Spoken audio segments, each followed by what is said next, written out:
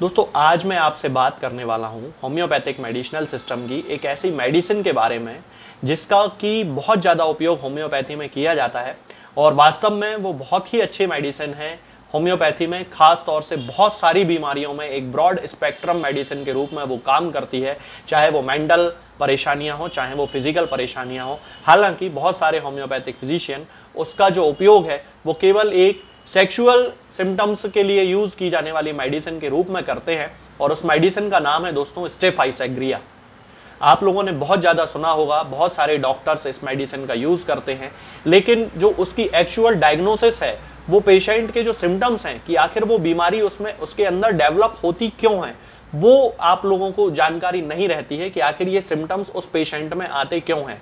तो ये जो मेडिसिन है आज इसके बारे में मैं आज आपसे बात करूंगा और मैं आपको बताऊंगा कि हम स्टेफाइसेग्रिया को किन किन कंडीशंस में यूज कर सकते हैं, ना केवल इसके सेक्सुअल सिम्टम्स के बारे में बल्कि और ऑर्गन्स पर इसके जो इफेक्ट होते हैं उन सब के बारे में मैं आज आपको बताऊंगा। तो चलिए दोस्तों शुरू करते हैं।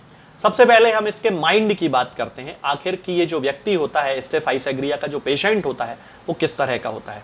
दोस्तों ये जो व्यक्ति होता है ये बड़ा ही क्यूट व्यक्ति हम इसको कह सकते हैं, बड़े अच्छे नेचर का व्यक्ति होता है, लेकिन इसको गुस्सा बहुत जल्दी आता है। ये जो पेशेंट होता है जरा जरा सी बात में गुस्सा कर लेता है। अब इसकी सबसे बड़ी प्रॉब्लम ये होती है कि ये इसको गुस्सा आता तो है लेकिन उस गुस्से को ये एक्सप्रेस नहीं कर पाता है, यानी कि उस गुस्से की जो भड़ास है वो अपने मन से उसको बाहर नहीं निकाल पाता है, सामने वाले को कुछ कह नहीं पाता है। अब इसका मैं आपको एक एग्जाम्पल देके बता देता हूं। मान लीजिए कि कोई व्यक्ति है, वो अपने ऑफिस जाता है, बड़ी हायर पोस्ट पे है, बहुत अच्छा ऑफिसर क्लास है उसकी, और ऑफिस में पहुंचा, वहां पर एक प्यून है। किसी बात को लेके उसने प्यून को कुछ काम करने को कहा और प्यून ने उसको उल्टा आंसर दे दिया।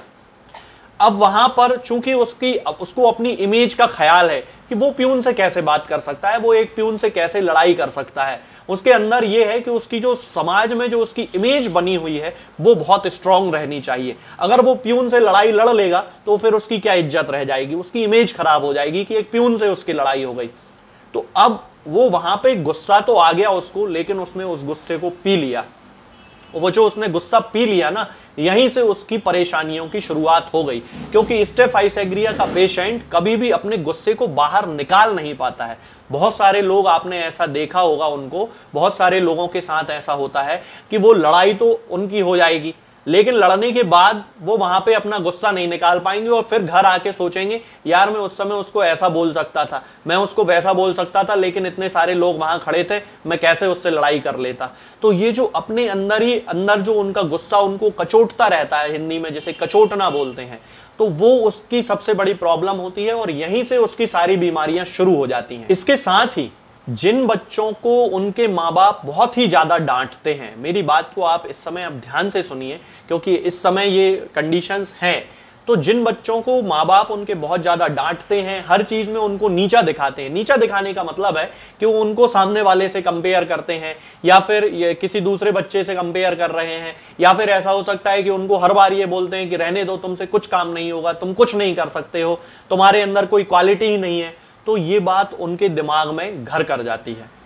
अब वो वहां पे गुस्सा शो करना चाहते हैं लेकिन वो ये सोचते हैं कि अब पेरेंट्स को क्या बोलें, कुछ वो बोल नहीं सकते हैं। तो छोटे छोटे बच्चे जो होते हैं यहीं से उनकी बीमारी की शुरुआत उनके अंदर हो जाती है। यदि हम इसके हेड की बात करते हैं, यानी कि सिर के सिम्टम्स की जब हम बात करते हैं, तो इसको बहुत ही ज्यादा हेडेक की शिकायत होती है और यॉर्निंग के साथ हेडेक होता है, यानी कि जमाइयां कंटिन्यू आती रहेंगी उसको और सिर दर्द भी बहुत ज्यादा होता रहेगा, बहुत ही ज्यादा पेन होता है। खास तौर से सेक्सुअल एक्सेस के बाद तो बहुत ज्यादा पेन की, हेडेक की, सिर में दर्द की इनको शिकायत रहती है। यदि हम आंखों की बात करते हैं तो आंखें कमजोर पड़ जाती हैं सेक्सुअल एक्सेस के कारण, यानी कि जिन लोगों में सेक्सुअल इंडल्जेंस बहुत ज्यादा होता है, जो लोग बहुत ही ज्यादा कामुक प्रवृत्ति के जो लोग होते हैं, उनकी आंखें कमजोर पड़ने लगती हैं और आंखों में जो है धुंधलापन उनको आने लगता है, दूर थोड़ी सी दूर का भी उनको दिखाई नहीं देता है, धीमी रोशनी है जो कम रोशनी होती है उसमें उनको दिखाई देना कम हो जाता है, रतौंधी जिसे कहा जाता है। आंखों के नीचे उनको नीले कलर के निशान पड़ जाते हैं, हल्के काले नीले कलर के पूरे में यहाँ निशान पड़ जाएंगे। इसके साथ ही इनको बार बार स्टाई, यानी कि जिसे गोयरी हिंदी में यहाँ मध्य प्रदेश तरफ गोयरी बोला जाता है, तो स्टाई उसका मेडिकल वर्ड है। स्टाई की शिकायत होती है, यहाँ आंख की पलक के ऊपर एक छोटी छोटी फुंसी टाइप की जिन लोगों को बार बार होती रहती है, उसके लिए भी ये एक बहुत अच्छी मेडिसिन है।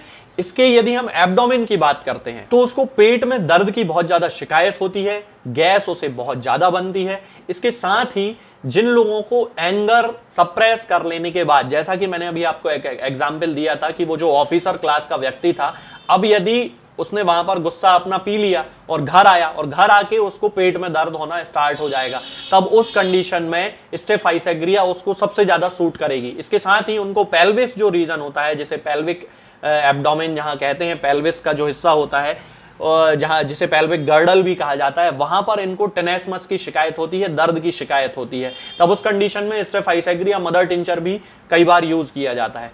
अब हम बात करते हैं इसके मेल सेक्सुअल सिम्टम्स की।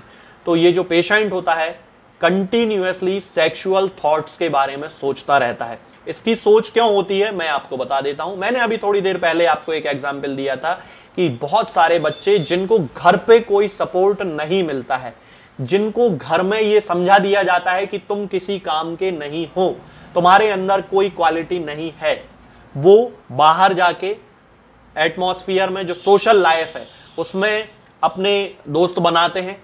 वो दोस्त वहां पर उनको पॉर्न वगैरह में धकेल देते हैं, वहां पर उनको एक सपोर्ट मिलता है अपने दोस्तों का।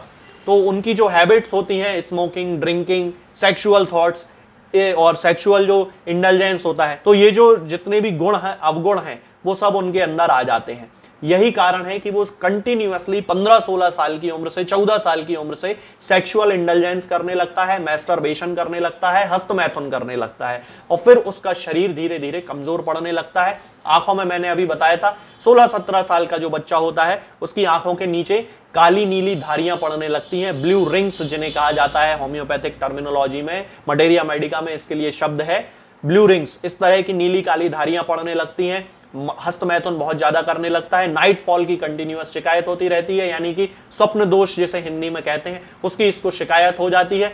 बच्चा 16-17 साल की उम्र में ही 30-35 वर्ष के पुरुष के जैसा हो जाता है। उसकी जो सेक्सुअल उत्तेजना होती है वो धीरे धीरे कम होती चली जाती है। इसके साथ ही कंटिन्यूअस ड्रीमी स्टेज हो जाती है। ड्रीमी स्टेज का मतलब होता है, या ड्रीमी स्टेट का मतलब होता है कि वो हवा महल बनाता रहता है, मैं ये करूंगा, इसके बाद मैं वो कर लूंगा, इसके बाद मैं वो कर लूंगा, शेख चिल्ली जिसे कहा जाता है ना, तो उसकी वो स्टेट जो है, मेंटल स्टेट उसकी वो हो जाती है। इसके साथ ही कंसंट्रेशन की पावर उसकी बिल्कुल खत्म हो जाती है, यानी कि कहीं भी उसकी एकाग्रता नहीं रहती है, पढ़ाई में उसका मन बिल्कुल नहीं लगता है, कंटिन्यूअसली सेक्स से रिलेटेड थॉट्स आते रहते हैं, इंटीमेसी से रिलेटेड थॉट्स आते रहते हैं, लड़कियों से जैसे ही बात करता है तो तुरंत उसका डिस्चार्ज हो जाता है। इस तरह के ये सिम्टम्स स्टेफाइसेग्रिया में देखे जाते हैं।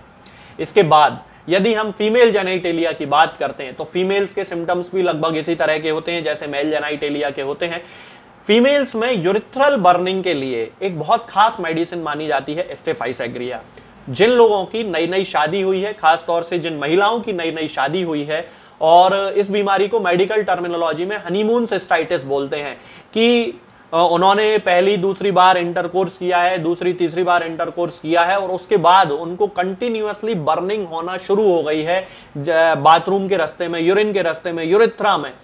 तो उन महिलाओं को जहां पे जलन पड़ रही है महिलाओं को यूरिन के रास्ते में, वहां पर बहुत अच्छी मेडिसिन है हनीमून सिस्टाइटिस की, स्टेफाइसेग्रिया। तो पेशेंट की कंडीशन के हिसाब से और सिम्टम्स के इंटेंसिटी के हिसाब से फिर स्टेफाइसेग्रिया का डोज डिसाइड कर लिया जाता है। 30 भी हो सकता है, 200 भी हो सकता है। इसके अलावा दोस्तों यदि हम इसकी एक्सट्रीमिटीज की बात करते हैं, यानी कि हाथ पैरों की बात करते हैं, तो अब चूंकि 15-16 वर्ष की उम्र से उसने वो सब मैस्टरबेशन वगैरह करना शुरू कर दिया है, धीरे धीरे जो उसके अंदर सेक्सुअल वीकनेस है वो उसकी फिजिकल वीकनेस में तब्दील होती चली जाती है। हाथ पैरों में, जोड़ों में बड़ा दर्द रहता है, बिस्तर पे पड़ा रहेगा, किसी काम में मन नहीं लगेगा, कंसंट्रेशन तो बिल्कुल खत्म हो ही चुका है, तो हाथ पैर उसके दर्द करते रहेंगे, सोता रहेगा, जमाइयां लेता रहेगा, सिर में दर्द होता रहेगा। इस तरह के सिम्टम्स उसको कंटिन्यूअसली आते रहेंगे। इस स्किन की यदि हम बात करते हैं तो रात में बहुत ज्यादा इसको पसीना आने लगेगा, थिक स्कैब्स पड़ जाएंगे मोटे मोटे, और इसके साथ ही फिग वॉर्ड्स होने की उसको शिकायत हो जाती है, बड़े बड़े वॉर्ड्स उसको हो जाते हैं, मस्से जिन्हें बोला जाता है, बड़े बड़े मस्से, पेडंकुलेटेड मस्से जिन्हें बोला जाता है, वो इसको हो जाते हैं। तो दोस्तों ये स्टेफाइसेग्रिया होती है, ये केवल सेक्सुअल सिम्टम्स के लिए यूज नहीं की जाती है, उन लोगों में जिन लोगों में गुस्से को पी लेने के कारण जो बीमारियां उत्पन्न होती हैं, डिप्रेशन उत्पन्न हो गया, उसके लिए स्टेफाइस एग्रिया को यूज किया जा सकता है। स्ट्रेस उनको बहुत ज्यादा हो रहा है, उसके लिए हो सकता है। पेट दर्द उनको हो रहा है गुस्से को पी लेने के कारण, तब स्टेफाइस एग्रिया का यूज किया जा सकता है। यदि उनको आंखों में बार बार स्टाई होने की शिकायत हो रही है, उसमें हम यूज कर सकते हैं हनीमून सिस्टाइटिस, यानी कि यूरिथ्रा में होने वाली जलन महिलाओं में, उनके लिए हम ये यूज कर सकते हैं। पुरुषों में भी यदि इसको सिस्टाइटिस की प्रॉब्लम हो रही है तो उसमें हम यूज कर सकते हैं। बाथरूम करने में, यूरिन करने में यदि उनको जलन पड़ रही है तो हम उसमें यूज कर सकते हैं। तो अकेले इसका मेल सेक्सुअल सिस्टम पर ही नहीं, बहुत सारी जगहों पर इसका यूज किया जाता है।